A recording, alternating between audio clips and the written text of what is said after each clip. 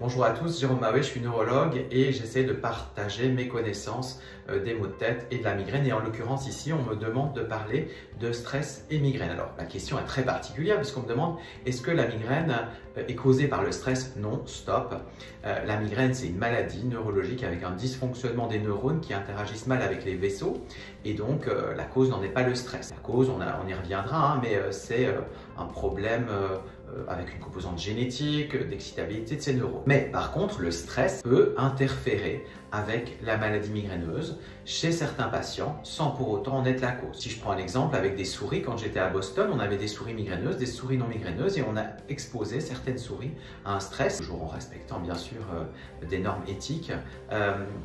Et on a remarqué que les souris migraineuses stressées déclenchaient très facilement une crise, alors que les souris non migraineuses, non stressées, étaient celles pour lesquelles il était plus difficile de déclencher une crise en mettant des produits à la surface de leur cerveau. Donc il y a des preuves scientifiques qui montrent que le stress peut rendre le cerveau un peu plus vulnérable, mais seulement si on a la génétique de la migraine sous-jacente et des autres facteurs favorisants.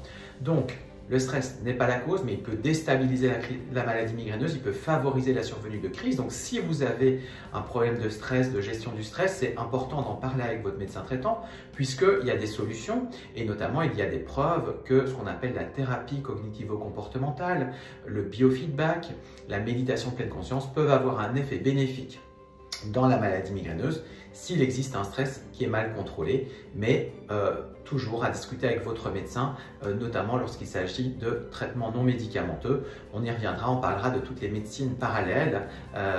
Il y a des preuves dans la migraine, mais il faut que ce soit coordonné dans le parcours de soins avec un médecin.